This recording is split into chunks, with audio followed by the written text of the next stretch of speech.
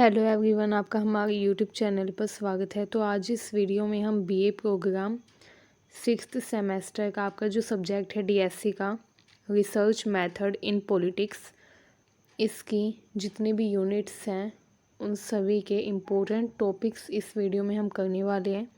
तो ये वीडियो आप मानकर चलिए आपकी वन शॉट वीडियो होने वाली है, जिसमें हम इस सब्जेक्ट के जितने भी इम्पोर्टेंट टॉपिक्स हैं, जितने भी यूनिट्स हैं, वो सारे कवर अप करेंगे।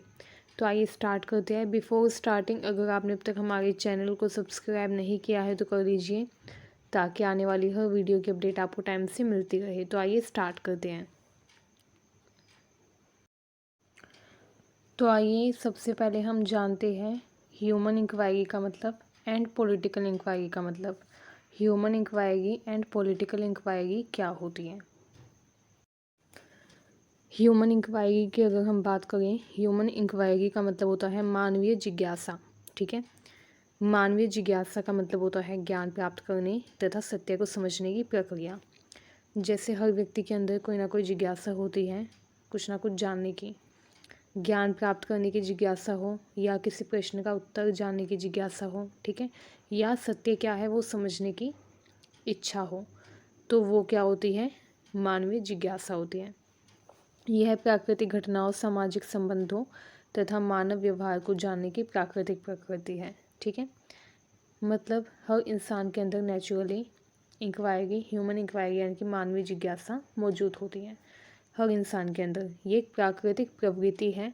ठीक है, एक नेचुरल एबिलिटी है जो हर इंसान के अंदर मौजूद होती है, क्यूरियोसिटी जिसे हम बोल सकते हैं शॉर्ट में। ठीक है, जिसमें व्यक्ति अपने आसपास की प्राकृतिक घटनाओं, सामाजिक संबंधों तथा मानव व्यवहार को जानने का लगातार प्रयास करता है। ठीक है, इसमें तर्क, अनुभव, अवलोकन व प्रयोग का उपयोग किया जाता है। व्यक्ति अपने तर्क का, अनुभव का उपयोग करता है किसी भी चीज़ के बारे में, जिसके बारे में भी व्यक्ति को जिज्ञासा हो, उस चीज़ का वो व्यक्ति अवलोकन करता है, अलग अलग प्रयोग करता है उसके बारे में समझने के लिए। ठीक है, एक्सपेरिमेंट्स करता है, तो इन सब का इसमें प्रयोग किया जाता है। उदाहरण देखिए, कोई व्यक्ति ये समझना चाहता है कि समाज में असमानता क्यों होती है या ब्रह्मांड कैसे बना। ठीक है, तो वो इसके लिए अपने तर्क, अनुभव, अवलोकन तथा प्रयोग का उपयोग करेगा। ठीक है, एंड जानने का प्रयास करेगा ताकि उसकी जो जिज्ञासा है वो शांत हो सके। राजनीतिक जिज्ञासा देखिए, राजनीतिक जिज्ञासा क्या होती है? राजनीतिक जिज्ञासा का मतलब होता है राजनीति, सत्ता, शासन प्रणाली तथा नीतियों का अध्ययन करना। ठीक है, जब व्यक्ति के अंदर राजनीति के बारे में जानने की इच्छा होती है कि राजनीति में क्या होगा है, कैसे होगा है, क्यों होगा है, किस तरीके से होगा है, कब से होगा है। ठीक है, तो जब व्यक्ति के अंदर राजनीति के बारे में जानने की इच्छा होती है या जिज्ञासा होती है, तो उसको राजनीतिक जिज्ञासा, पॉलिटिकल इंक्वायरी कहा जाता है। ठीक है, इसमें व्यक्ति राजनीति का अध्ययन करता है, सत्ता का, शासन प्रणाली का तथा नीतियों का अध्ययन करता है।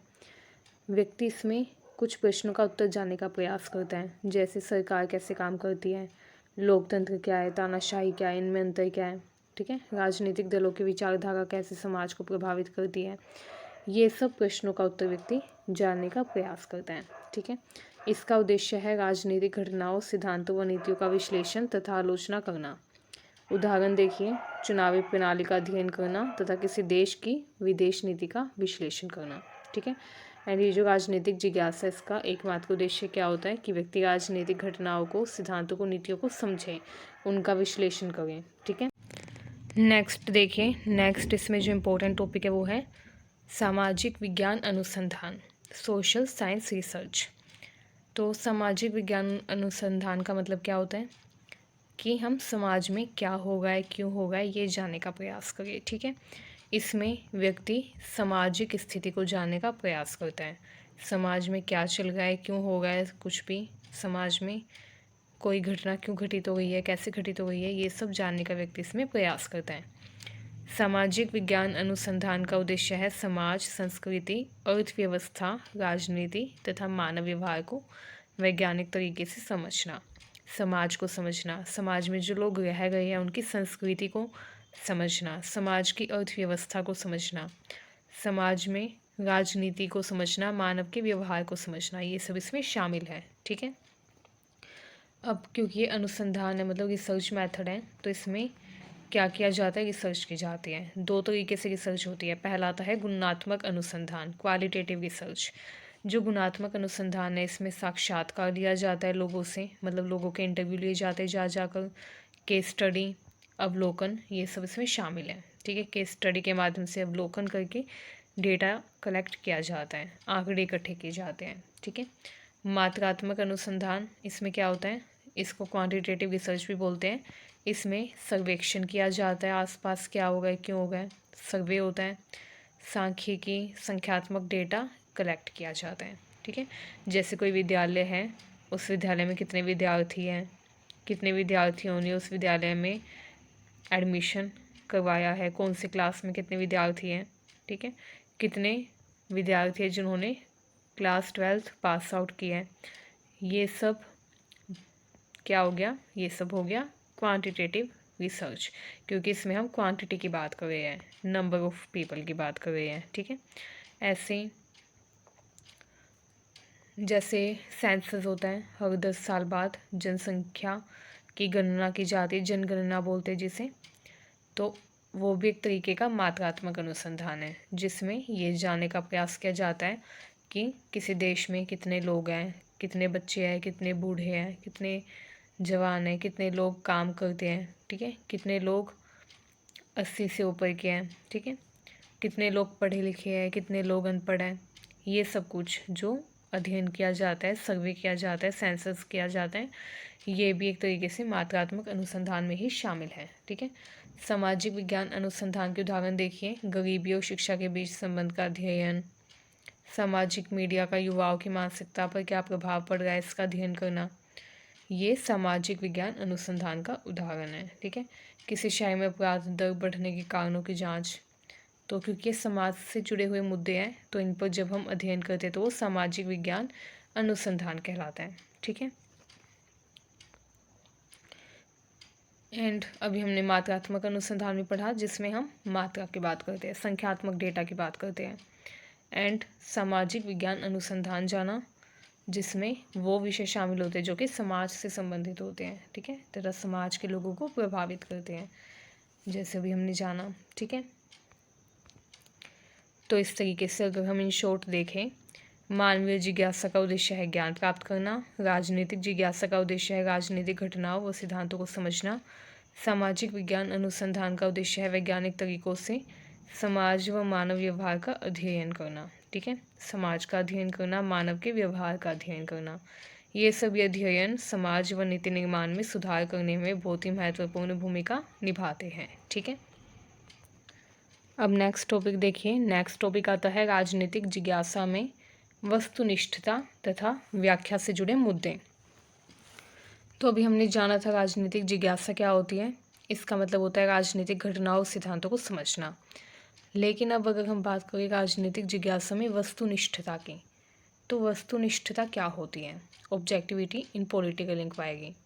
वस्तुनिष्ठता का मतलब होता है निष्पक्ष तरीके से राजनीतिक घटनाओं का अध्ययन करना। ठीक है, जो भी राजनीतिक घटनाएं, जो भी पॉलिटिकल इवेंट्स हो गए हैं, जो भी राजनीतिक घटनाएं घटित हो गई है, उनका हम निष्पक्ष रूप से अध्ययन करें, पूर्वाग्रह रहित तरीके से, मतलब बिना बायसनेस के, बिना पक्षपात के हम उन राजनीतिक घटनाओं का अध्ययन करें। तो यही होता है राजनीतिक जिज्ञासा में वस्तुनिष्ठता। ठीक है, राजनीतिक जिज्ञासा में कई बार क्या देखने को मिलता है, राजनीतिक पूर्वाग्रह यानी कि पॉलिटिकल बायसनेस देखने को मिलती है, जिसमें जो शोध करता है, मतलब जो रिसर्चर है, वो व्यक्तिगत विचारधारा या राजनीतिक झुकाव निष्कर्ष को प्रभावित कर सकता है। ठीक है, मान लीजिए कोई शोध करता है, मतलब जो रिसर्चर है वो क्या कर रहे हैं, उसका किसी नेता के साथ घनिष्ठ संबंध है। ठीक है, एंड उस नेता ने मान लीजिए कोई स्कैम कर दिया। ठीक है, तो उस नेता ने जो स्कैम किया है, शोधकर्ता का फ़र्ज़ है कि वो उसके ऊपर रिसर्च करें कि इस नेता ने ये स्कैम किया, कैसे किया, क्यों किया, कब किया। ठीक है, किस लिए किया। लेकिन शोधकर्ता मतलब रिसर्चर जो है, अगर वो राजनीतिक पूर्वाग्रह के चलते, मतलब अंडर पॉलिटिकल बायसनेस, वो क्या कर दे, पक्षपात कर दे एंड बोल दे कि ये जो स्कैम है ये इस नेता ने किया ही नहीं है। ठीक है, एंड वो इसके ऊपर कोई भी रिसर्च ना करें, तो क्या होगा, राजनीतिक पूर्वाग्रह कहलाएगा। ठीक है,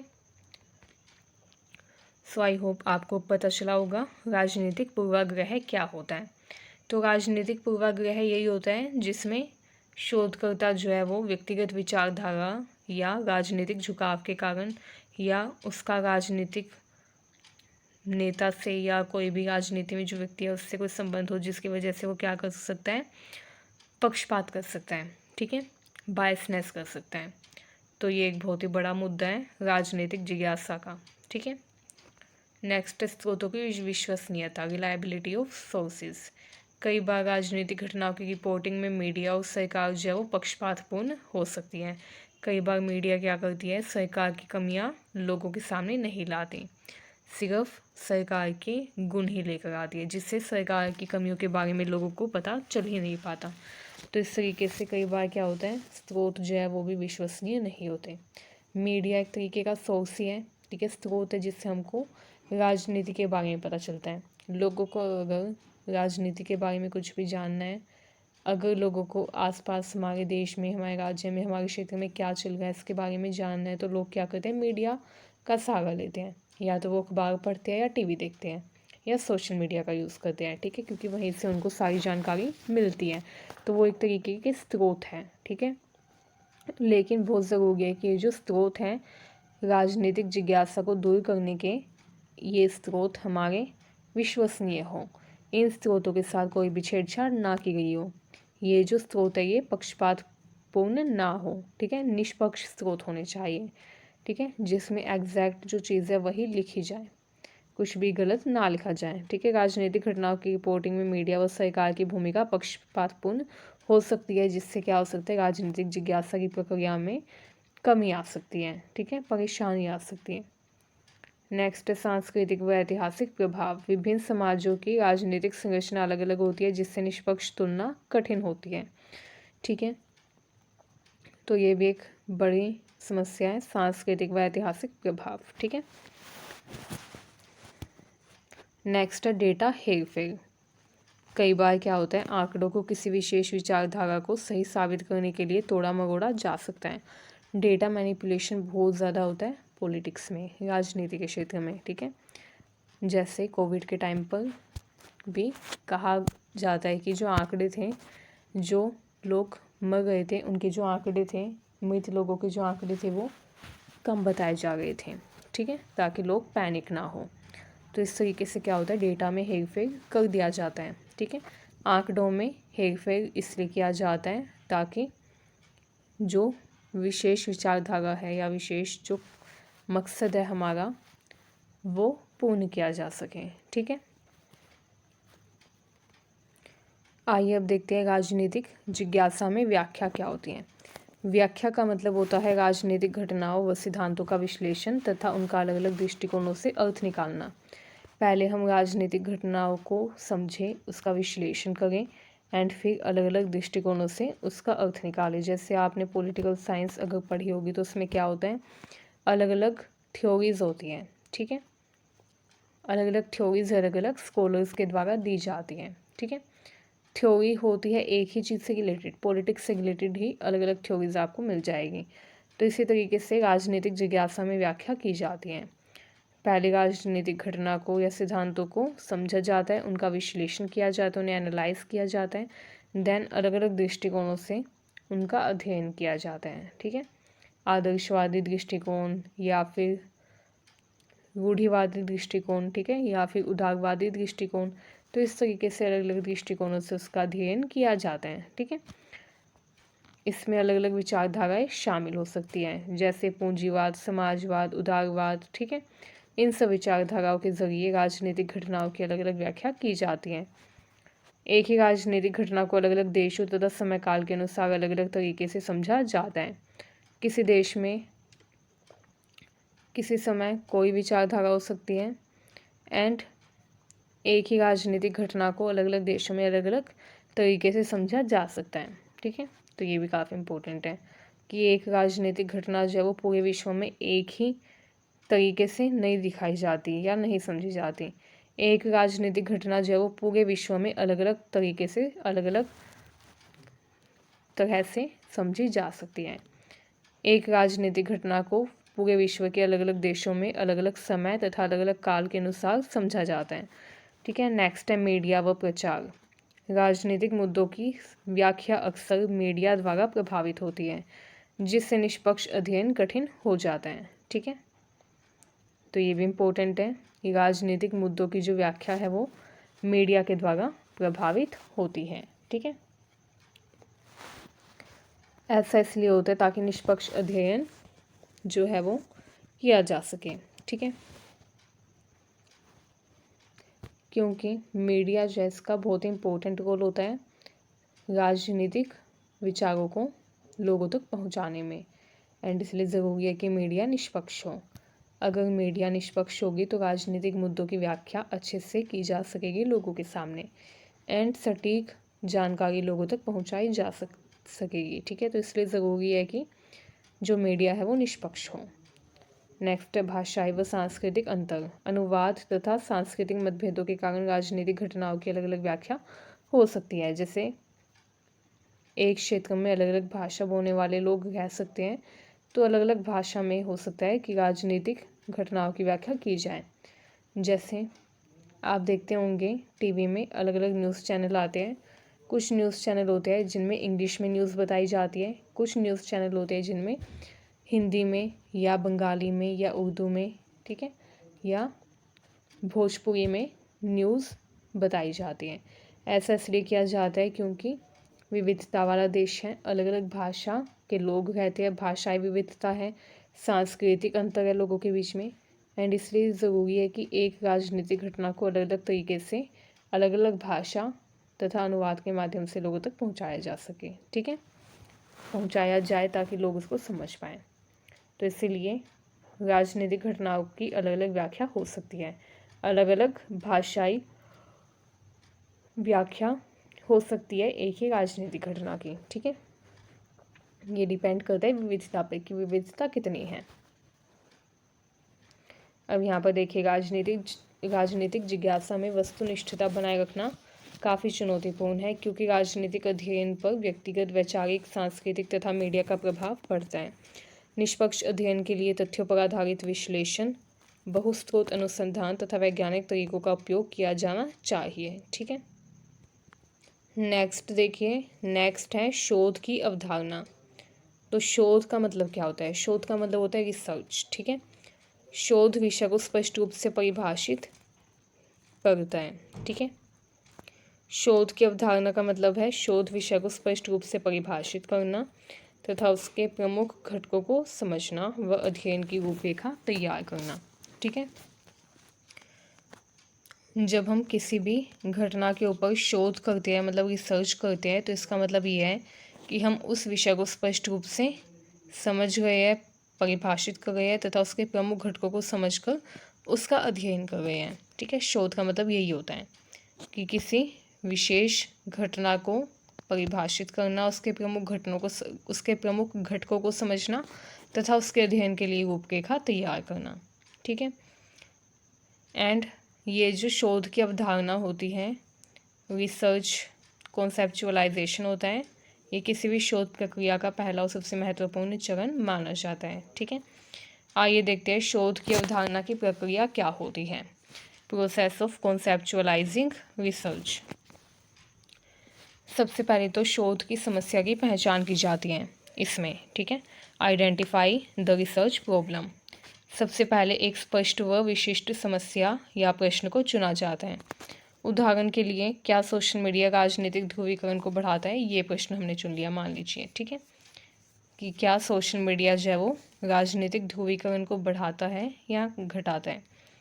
तो इस तरीके से शोध की समस्या की सबसे पहले पहचान की जाती है कि हमको शोध किस पर करना है, किस विषय पर, किस विचार पर, किस प्रश्न पर हमें शोध करना है, रिसर्च करनी है।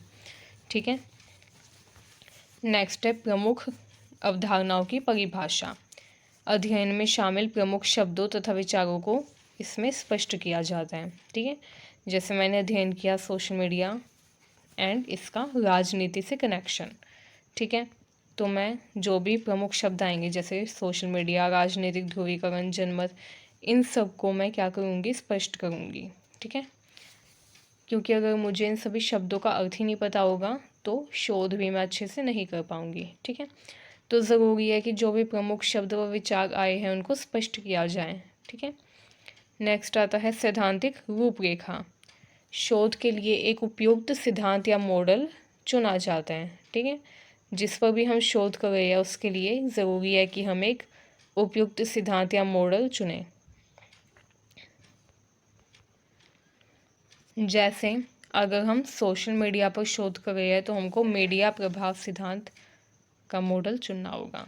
ठीक है, तो शोध के लिए एक उपयुक्त सिद्धांत या मॉडल चुना जाता है, ये भी इम्पोर्टेंट है। नेक्स्ट होता है शोध उद्देश्यों का निर्धारण। इसमें जो रिसर्च करने के पीछे ऑब्जेक्टिव्स हैं उनको सेट किया जाता है कि हम रिसर्च क्यों कर रहे हैं, क्यों हम शोध कर रहे हैं किसी विशेष विषय पर। ठीक है, शोध का उद्देश्य क्या है, ठीक है, इसको स्पष्ट किया जाता है। उदाहरण के लिए इस अध्ययन का उद्देश्य ये समझना है कि सोशल मीडिया के कौन से कारक राजनीतिक ध्रुवीकरण को प्रभावित करते हैं। ठीक है, तो उद्देश्य जानना बहुत ज़्यादा ज़रूरी है कि हम शोध कर क्यों रहे हैं। जिस पर भी हम शोध कर रहे हैं, जिस भी टॉपिक पर हम रिसर्च कर रहे हैं, उसका हमें उद्देश्य पता होना चाहिए कि आखिर हम क्यों कर रहे हैं इसका शोध या इसकी रिसर्च। ठीक है, इससे हमको क्या होगा, और भी ज़्यादा मोटिवेशन मिलेगा रिसर्च करने के लिए। नेक्स्ट आता है परिकल्पना निर्माण, फॉर्मुलेटिंग हाइपोथेसिस। इसमें क्या किया जाता है, संभावित उत्तर या अनुमानित निष्कर्ष जो है उसको शोध के द्वारा परखा जाता है। ठीक है, जो भी हमने उत्तर सोचा है प्रश्न का या जिस पर भी हम शोध कर रहे हैं उसका हमने जो भी उत्तर सोचा है या जो भी उत्तर हमें उसका मिला है, संभावित उत्तर या अनुमानित निष्कर्ष, उसको क्या किया जाता है, शोध के द्वारा परखा जाता है। उदाहरण के लिए सोशल मीडिया पर अधिक समय बिताने वाले लोग अधिक राजनीतिक ध्रुवीकरण प्रदर्शित करते हैं। ठीक है, तो ये हमने एक परिकल्पना का निर्माण किया। ये एक संभावित उत्तर था उस प्रश्न का जो कि हमने ऊपर पढ़ा था कि क्या सोशल मीडिया राजनीतिक ध्रुवीकरण को बढ़ाता है। एंड इसका उत्तर आया कि सोशल मीडिया पर जो लोग ज़्यादा समय बिताते हैं वो राजनीतिक ध्रुवीकरण प्रदर्शित करते हैं। अब हम इसको क्या करेंगे, परखेंगे, शोध करेंगे। मतलब जो अनुमानित उत्तर होगा या जो संभावित उत्तर होगा उसका भी हमें क्या करना होगा, शोध करना होगा उसे परखने के लिए। ठीक है, नेक्स्ट है अनुसंधान पद्धति का चयन। इसमें शोध के लिए गुणात्मक या मात्रात्मक या मिश्रित पद्धति चुनी जाती है कि हम जो रिसर्च कर रहे हैं वो हम किस मेथड से करेंगे, क्वालिटेटिव, क्वांटिटेटिव या मिक्स मेथड से। ठीक है, डेटा एकत्र करने के लिए स्रोत भी तय किए जाते हैं, प्राथमिक स्रोत या द्वितीयक स्रोत। प्राथमिक स्रोत में शामिल है सर्वेक्षण, साक्षात्कार तथा प्रयोग। जो फर्स्ट टाइम किए जाते हैं डेटा कलेक्ट वो प्राथमिक स्रोत में आते हैं। ठीक है, जैसे सर्वेक्षण के दौरान, सर्वे के दौरान, ठीक है, इंटरव्यू यानी कि साक्षात्कार लेते समय हम क्या करते हैं, फर्स्ट टाइम वो डेटा कलेक्ट करते हैं एंड इसलिए इनको प्राथमिक स्रोतों में शामिल किया गया है। नेक्स्ट आता है द्वितीयक स्रोत।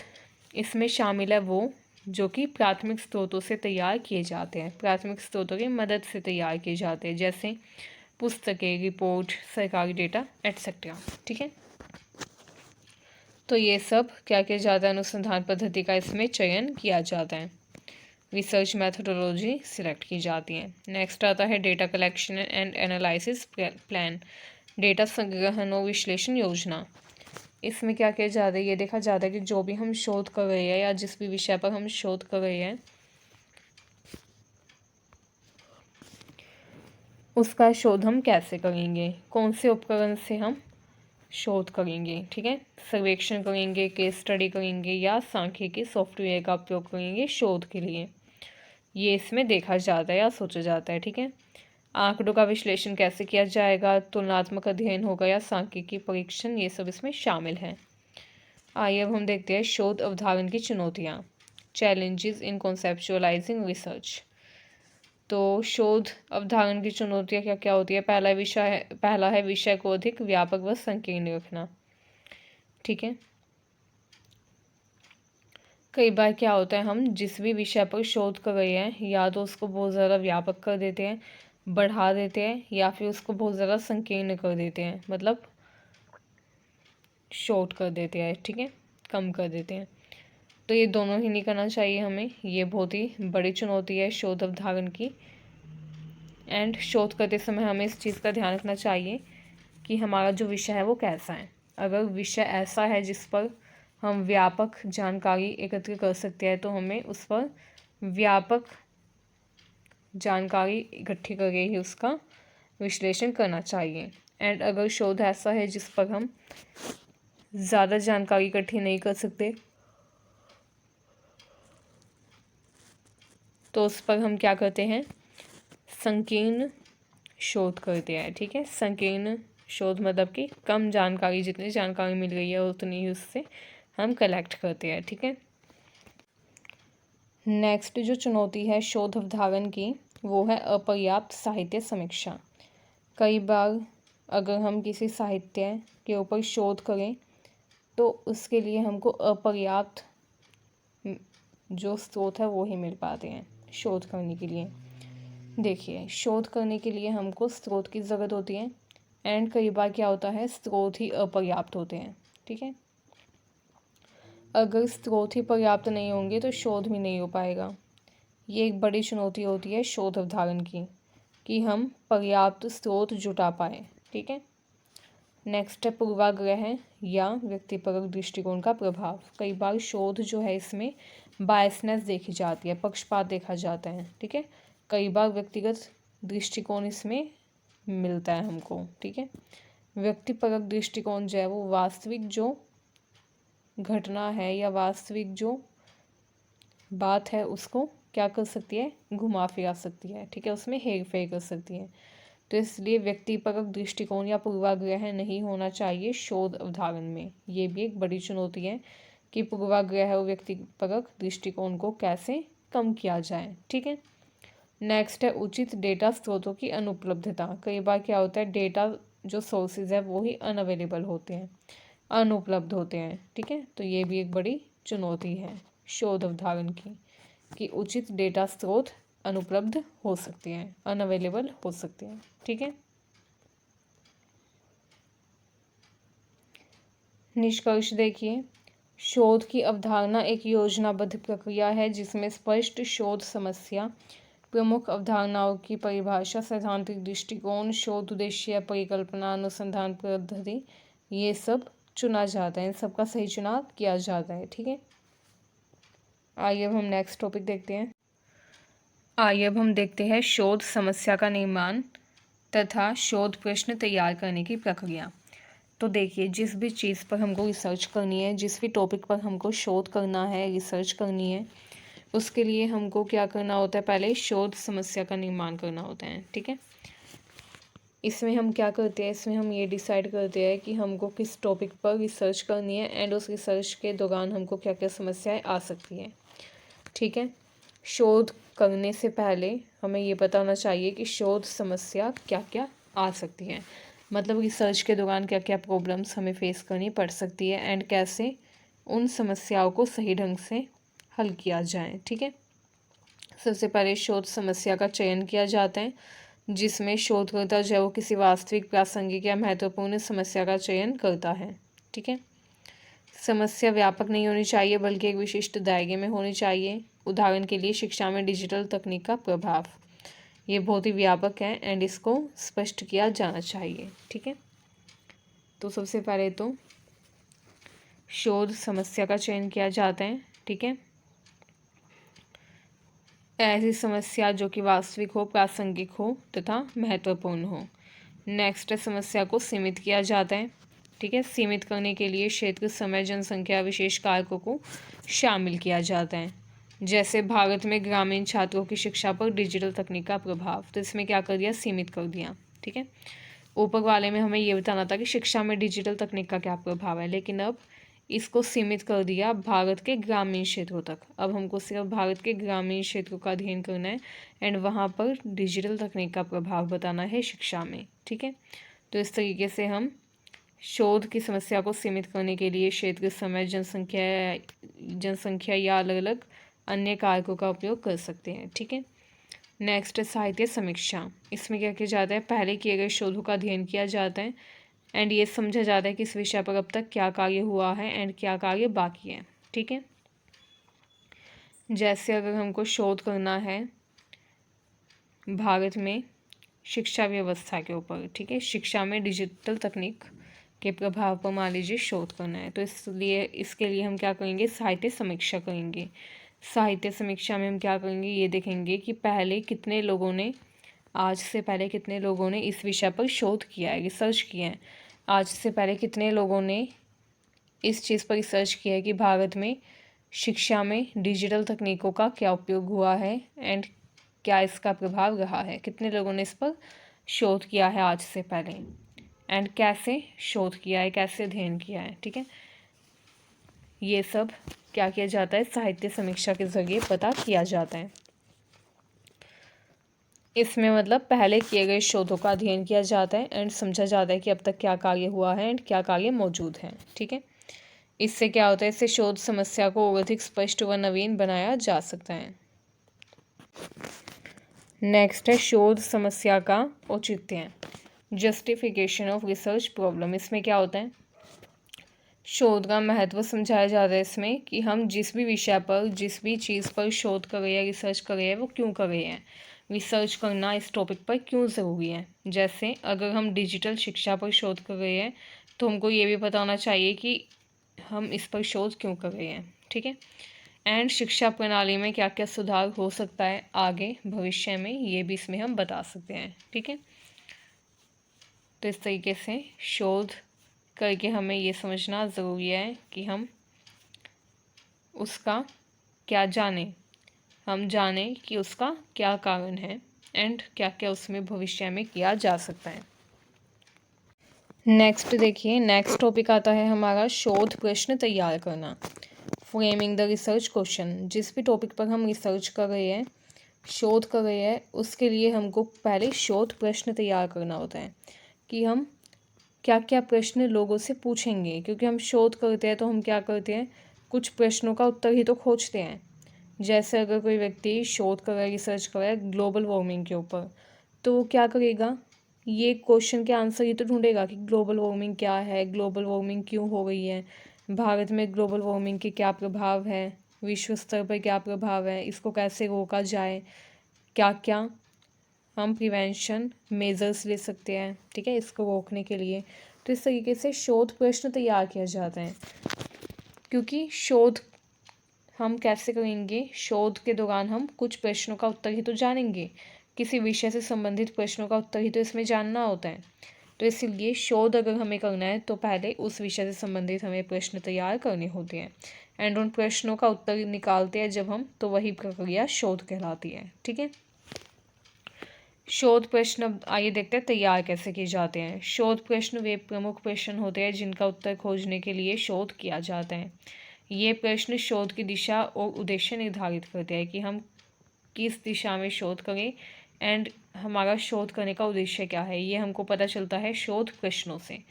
ठीक है, क्योंकि शोध प्रश्न ही बताते हैं हमको कि हमको किन चीज़ों पर रिसर्च करनी है, क्या क्या हमको जानना है एंड किन किन सोर्सेज से हमको क्या क्या आंसर्स लेने हैं किस किस क्वेश्चन के। तो ये सब कुछ हमको शोध के ज़रिए ही पता चलता है, शोध प्रश्न के ज़रिए ही पता चलता है। शोध प्रश्न जो है ये शोध को एक दिशा देते हैं, ठीक है, एंड एक उद्देश्य इसका निर्धारित करते हैं। ठीक है, आइए देखते हैं शोध प्रश्नों की विशेषताएं क्या क्या है। पहला है स्पष्ट। शोध प्रश्न जो है ये स्पष्ट होने चाहिए, जटिल नहीं होने चाहिए। ठीक है, विशिष्ट प्रश्न जो है वो शोध योग्य होने चाहिए, सीमित होने चाहिए। प्रश्न के उत्तर जो है वो मापनीय होने चाहिए, जो कि साक्ष्य तथा डेटा के आधार पर दिए जा सकें।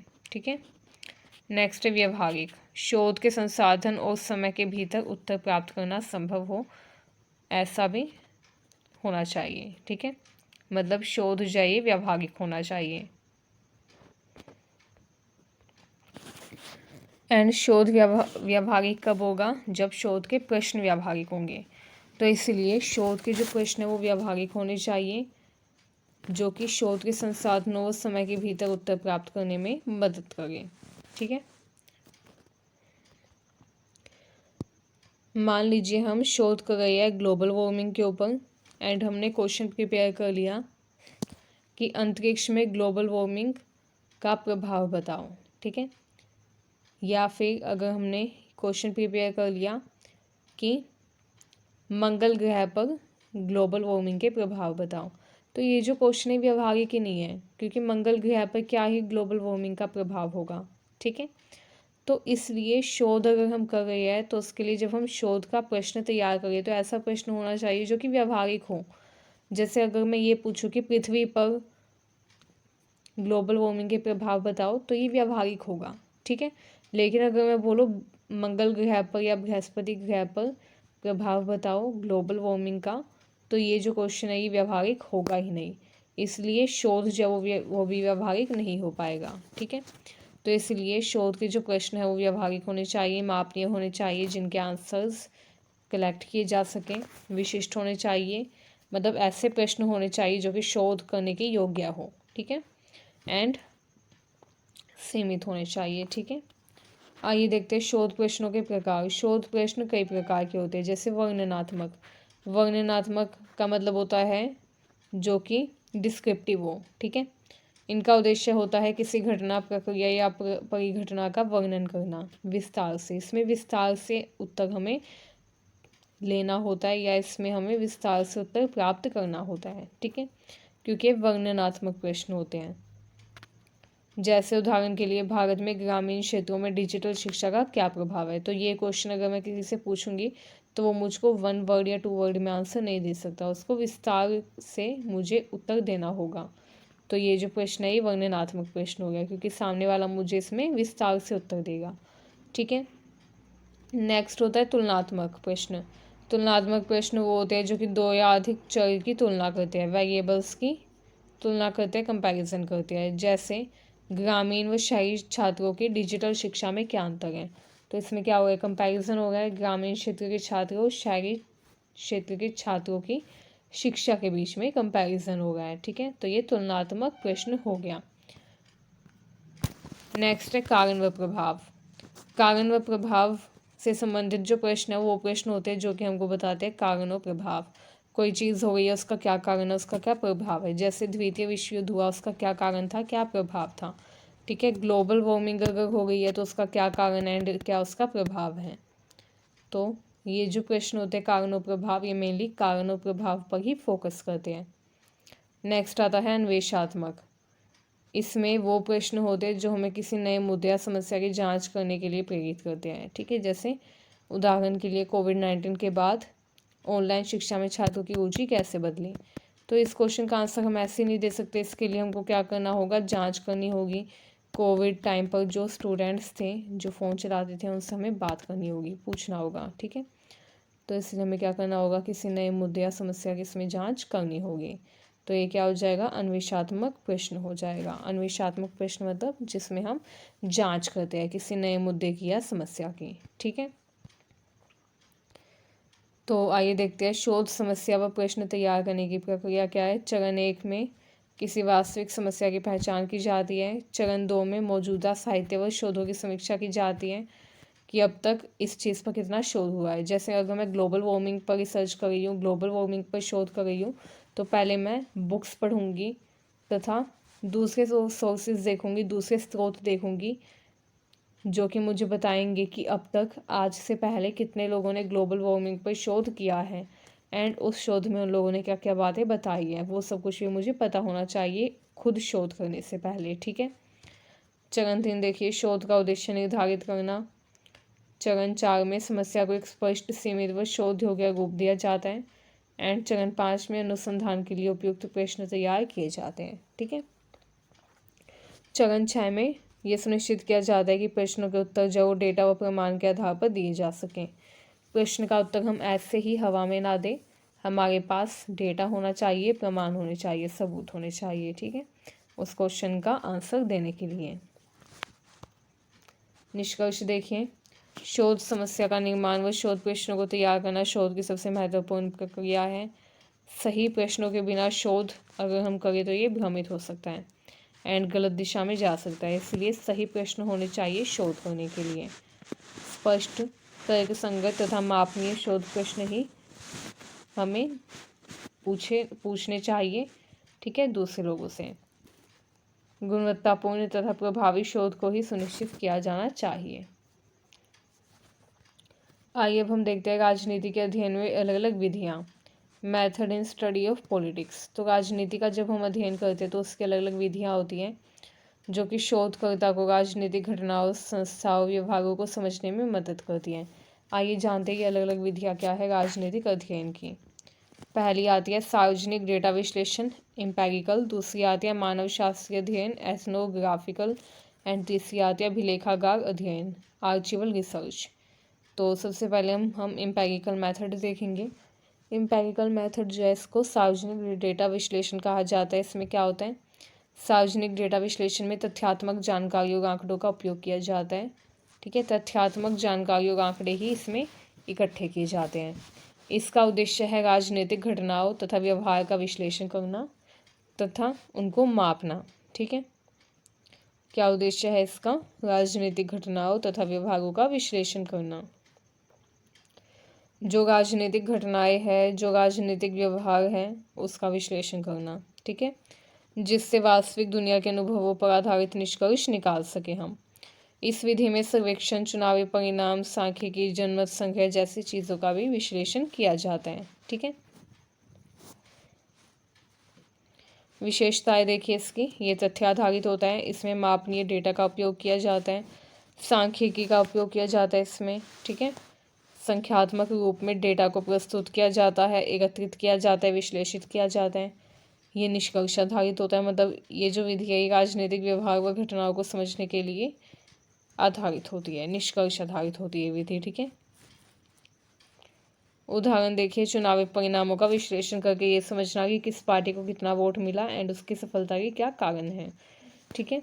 या फिर जनसंख्या सर्वेक्षण के आधार पर समझना कि राजनीति में किस मुद्दे को लोग ज़्यादा प्राथमिकता देते हैं। तो ये सब किस में शामिल होगा, ये सब शामिल होगा सार्वजनिक डेटा विश्लेषण में, ठीक है। नेक्स्ट आता है मानव शास्त्रीय अध्ययन। इसमें शोधकर्ता समाज और उसके सदस्य को गहरे व निरंतर तरीके से अध्ययन करते हैं, ठीक है। इसमें शोधकर्ता क्या करता है, समाज और समाज में जो सदस्य हैं उनका अध्ययन करते हैं, ठीक है। ये विधि अक्सर साक्षात्कार, अवलोकन तथा अनुभव के आधार पर कार्य करती है। मानव शास्त्रीय अध्ययन में क्या क्या शामिल है, जैसे हम किसी से इंटरव्यू ले रहे हैं, साक्षात्कार ले रहे हैं, किसी का अवलोकन कर रहे हैं या अनुभव प्राप्त कर रहे हैं, तो वो सब कुछ एथनोग्राफी में यानी कि मानव शास्त्रीय अध्ययन में शामिल होता है, ठीक है। इसमें शोधकर्ता राजनीतिक प्रक्रियाओं तथा घटनाओं को स्थानीय संदर्भ में समझने की कोशिश करता है, खासकर समाज की सांस्कृतिक व सामाजिक संरचनाओं के भीतर। विशेषताएं देखिए, इसमें गहरा अवलोकन किया जाता है, ठीक है। सांस्कृतिक संदर्भ में इसका अध्ययन किया जाता है, जैसे समाज और संस्कृति की गतिशीलता को समझा जाता है। जातिवाद, लिंग भेद, धार्मिक प्रभाव के आधार पर इसका अध्ययन किया जाता है। ये जो विधि है इसमें विकेंद्रीकृत दृष्टिकोण शामिल होता है, जो कि व्यक्तिगत अनुभवों, मापदंड पर आधारित होता है, ठीक है। मतलब इसमें व्यक्तिगत अनुभव और मापदंड भी शामिल किए जाते हैं, ठीक है। जो व्यक्तिगत अनुभव है, जो व्यक्तिगत विचार है, वो भी इसमें शामिल किए जा सकते हैं। जैसे अगर हम किसी का इंटरव्यू ले गए हैं तो उसने हमको जो भी जवाब दिया उसका जवाब लिखने के साथ साथ हम अपनी थिंकिंग भी इसमें ऐड ऑन कर सकते हैं, ठीक है। व्यक्तिगत अनुभव और मापदंड को भी इसमें स्थान दिया जाता है। नेक्स्ट है अभिलेखागार अध्ययन। इसमें क्या होता है, आर्चिवल रिसर्च में इसमें पुराने दस्तावेजों का उपयोग किया जाता है, ठीक है। ये एक ऐतिहासिक विधि है शोध करने की, जिसमें शोधकर्ता पुराने दस्तावेज, सरकारी रिकॉर्ड, पत्राचार रिपोर्ट्स तथा अन्य लिखित सामग्री का विश्लेषण करता है। यह विधि राजनीतिक घटनाओं व नीतियों को तथा उनके ऐतिहासिक संदर्भ में समझने के लिए उपयोग की जाती है कि राजनीतिक घटनाएं जो है वो इतिहास में कैसी थी, किस हद तक थी, ठीक है। तो वर्तमान में जो राजनीतिक घटनाएं हैं उनका इतिहास जानने के लिए अभिलेखागार अध्ययन किया जाता है, ठीक है। एंड ये क्यों किया जाता है, राजनीतिक घटनाओं को ऐतिहासिक संदर्भ में समझने के लिए। इसमें पुराने सार्वजनिक अभिलेख, संसदीय दस्तावेज, अंतर्राष्ट्रीय समझौते तथा पत्रकारिता का अध्ययन किया जाता है। विशेषताएं देखिए, ये ऐतिहासिक संदर्भ में शोध करने में मदद करता है, ये विधि पुरानी घटना व नीतियों का अध्ययन करती है। दस्तावेजी प्रमाण मतलब इसमें दस्तावेजों का उपयोग किया जाता है। दस्तावेजों के माध्यम से ऐतिहासिक व राजनीतिक घटनाओं की जांच की जाती है। ये विधि सरकारों तथा संस्थाओं की रिकॉर्ड्स तक पहुंचने के लिए सटीकता व समय की मांग करती है, मतलब टाइम टेकन मेथड होता है ये। ठीक है, इसके लिए हमको, क्योंकि अगर हमको अध्ययन करना है किसी भी विषय पर एंड अगर हमको इतिहास जानना उसका सरकारी रिकॉर्ड्स के ज़रिए, तो हमको पहले सरकार की अनुमति लेनी पड़ेगी। सरकार की अलग अलग संस्थाओं से अनुमति लेनी होगी उन रिकॉर्ड्स को देखने के लिए, पढ़ने के लिए। ठीक है, एंड उन तक पहुंचने के लिए। एंड जब हम अनुमति लेंगे तो उसमें समय भी बहुत लग जाएगा, तो इसलिए टाइम टेकन होता है। ठीक है, सो यहीं पर हमारा ये टॉपिक कंप्लीट होता है। रिसर्च मेथड इन पॉलिटिक्स आपका जो सब्जेक्ट है वो यहीं पर कंप्लीट होता है। ये वन शॉर्ट वीडियो थी। आई होप ये वीडियो आपको अच्छी लगी, यूज़फुल लगी। हालांकि लैंग्वेज थोड़ी डिफ़िकल्ट थी, बट हम इस सब्जेक्ट से रिलेटेड और भी वीडियोस लेकर आएंगे सेपरेट टॉपिक्स के ऊपर। ये सिर्फ इंट्रोडक्टरी आप मान सकते हैं, जिसमें हमने इस सब्जेक्ट के सारे टॉपिक्स के इंट्रोडक्टरी जो इम्पोर्टेंट पॉइंट्स थे वो पढ़े। ठीक है, अगर आपको वीडियो अच्छी लगी हो तो चैनल को सब्सक्राइब करिए, वीडियो को शेयर करिए अपने दोस्तों के पास, ताकि उनकी भी हेल्प हो सके। एंड फ्यूचर में हम और भी वीडियोस लेकर आएंगे, तो आप चैनल को सब्सक्राइब करें। Thank you for watching this video.